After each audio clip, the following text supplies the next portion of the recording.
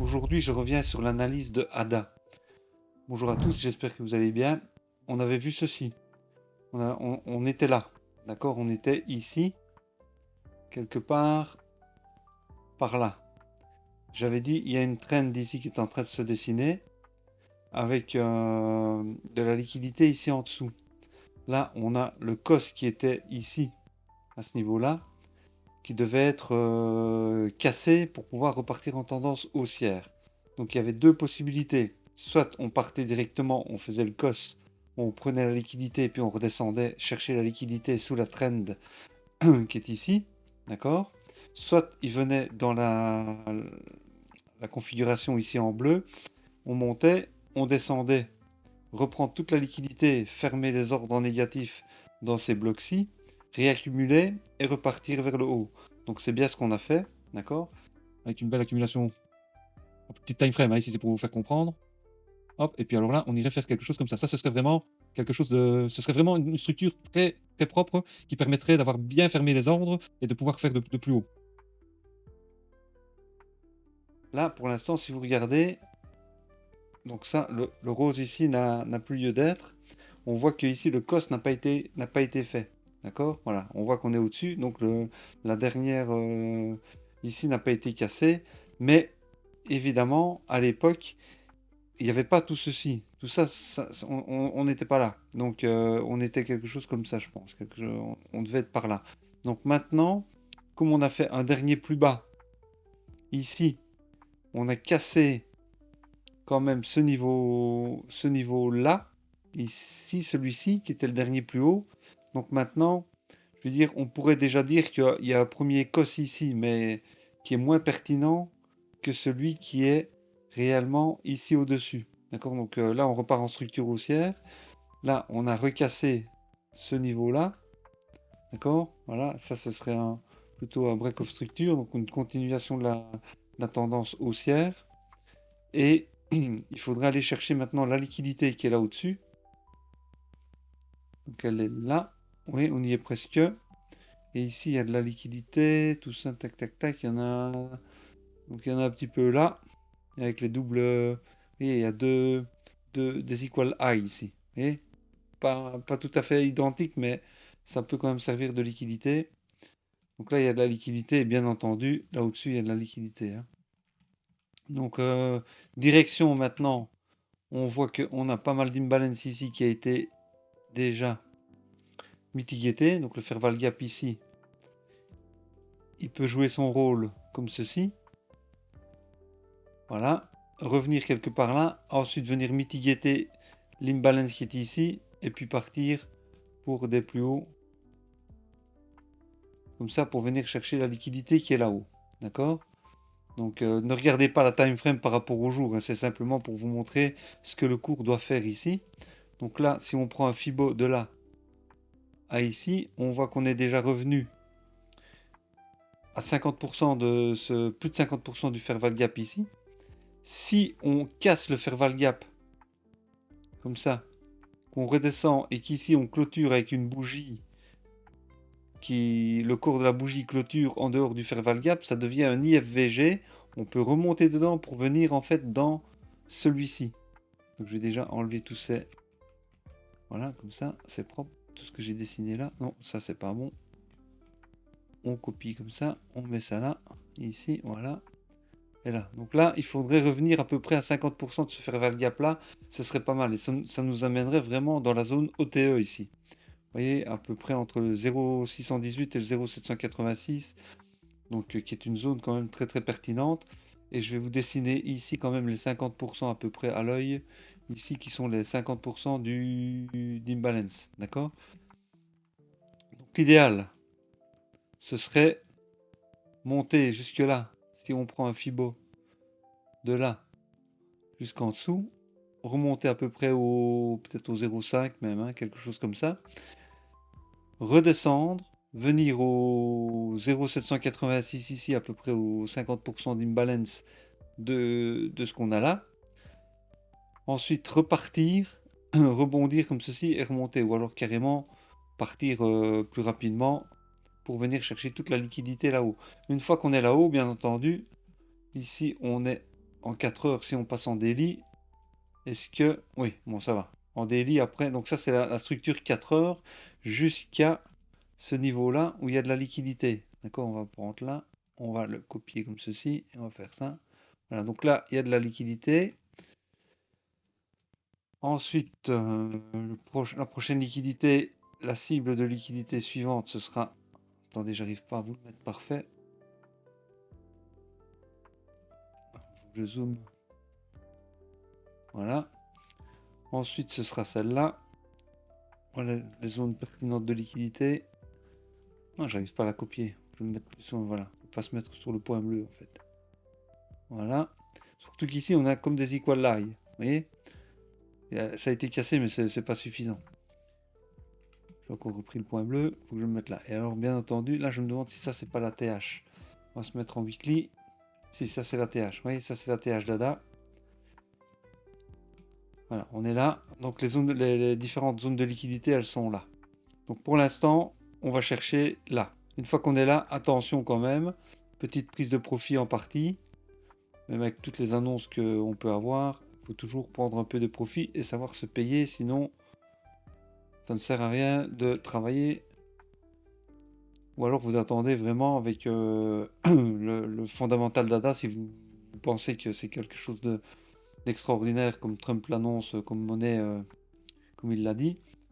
Vous pouvez attendre la TH, mais ce qui peut se passer, c'est d'avoir déjà un premier truc comme ceci, comme il vient de faire. Hop, on vient rechercher, on redescend, hop, on recasse, et puis on remonte. Mais chaque fois, il faut attendre les phases de retracement. C'est possible qu'on vienne également faire ceci, comme on a fait là, de là jusqu'à la TH, mettre dessus, voilà, qu'on reparte comme ça.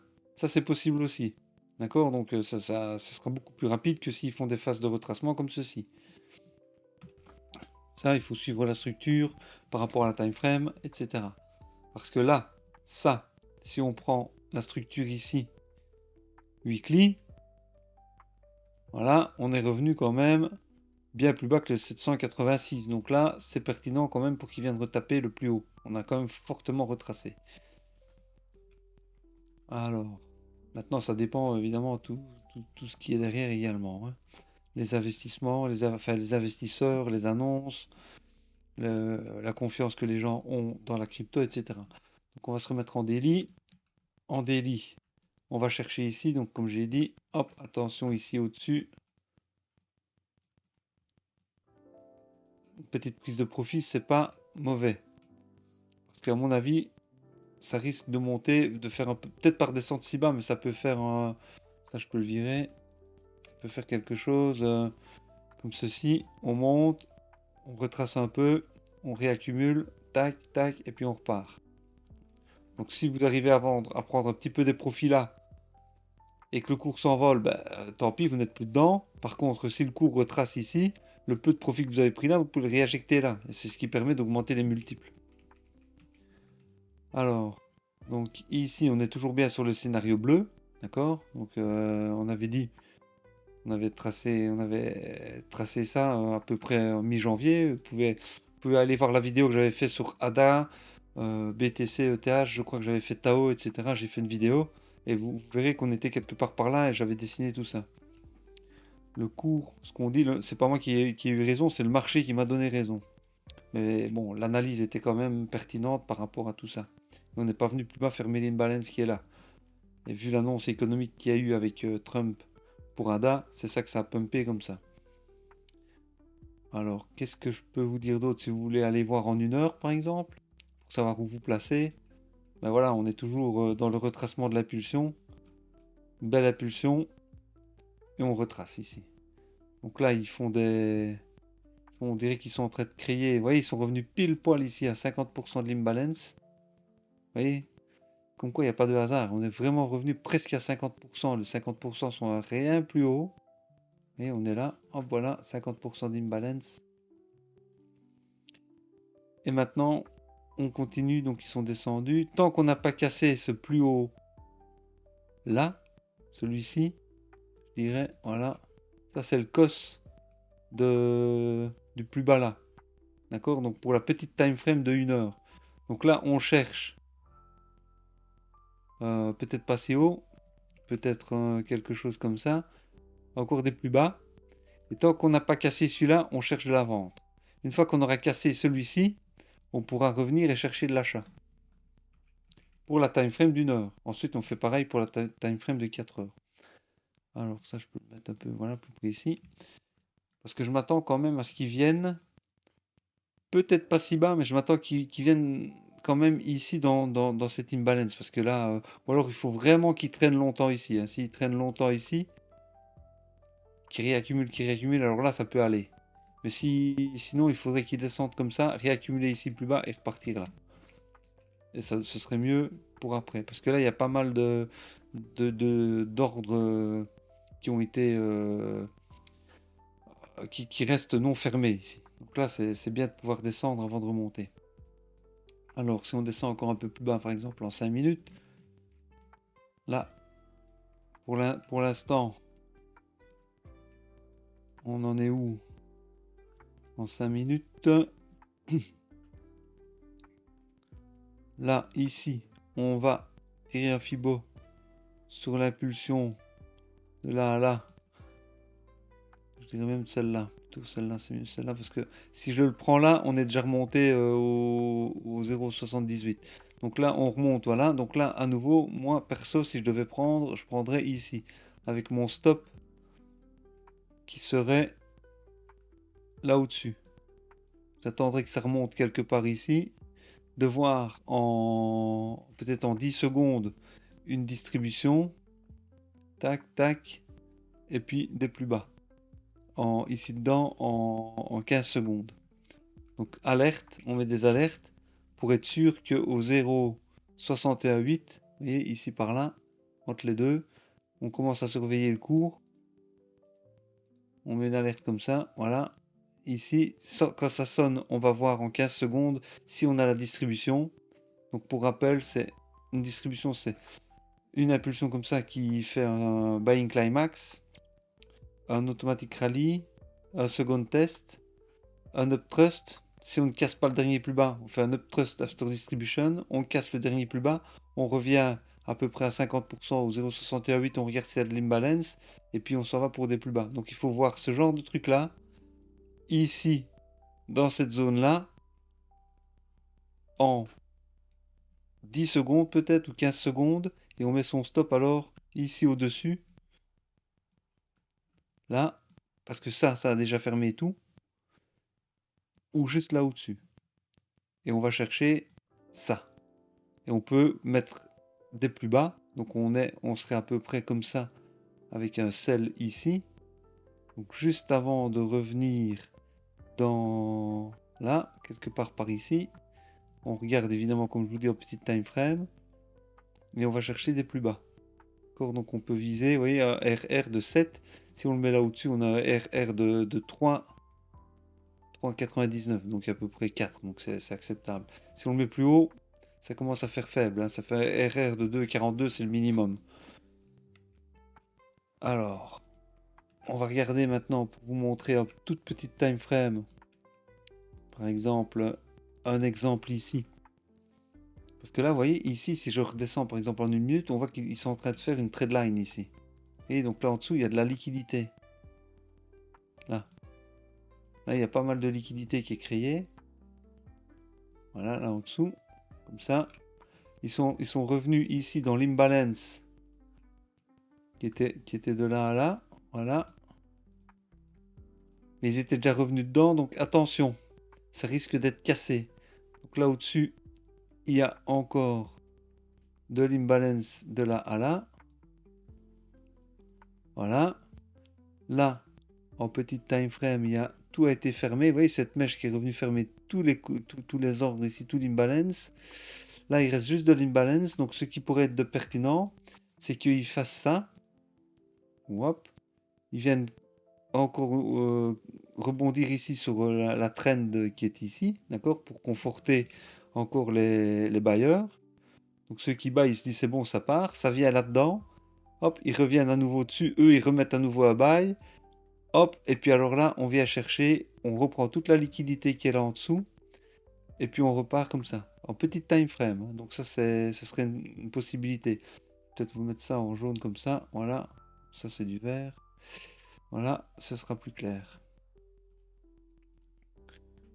Voilà quelque chose, voilà comment on étudie une analyse. Donc si on a ça, qu'on voit ici, comme je vous ai dit, une accumulation, ben, vous pouvez vous rentrer à l'entrée de l'imbalance comme ceci. Si vous mettez un sell limit, vous pouvez mettre votre stop là au-dessus et le buy juste en dessous de la liquidité ici.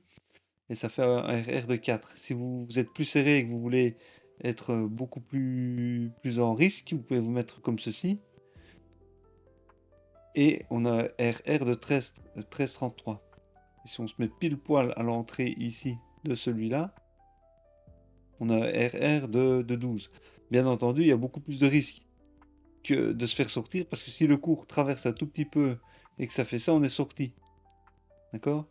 Pourquoi est-ce que ça pourrait faire ça? Ce serait pertinent. Pourquoi? Parce qu'on récupérerait toute la liquidité qui est là au-dessus. Et ceux qui se mettent en bail, ils sont comme ça. Pour eux, ça, c'est un gros support qui ne peut pas être cassé. Ils se mettent comme ça à l'achat. Ils se mettent là. Ils vont chercher les plus hauts là. Ils mettent leur stop là. Puis celui qui est là, qui prend un peu après, il se dit, tiens, c'est pareil, je rentre là. Je mets mon stop là. Celui qui rentre là-haut, parce que le cours est venu rebondir, où je vous ai dit ici, il se met là. Il met son stop en dessous. Et le dernier, il se dit, ok, c'est maintenant encore une dernière fois une possibilité d'acheter. Il se met comme ça.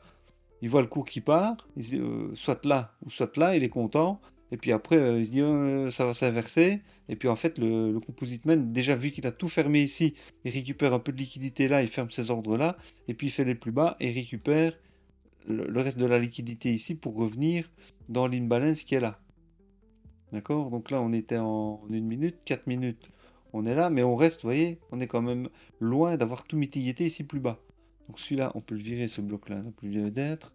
Et celui-là, on peut le laisser, à la limite, ouais. On peut le laisser.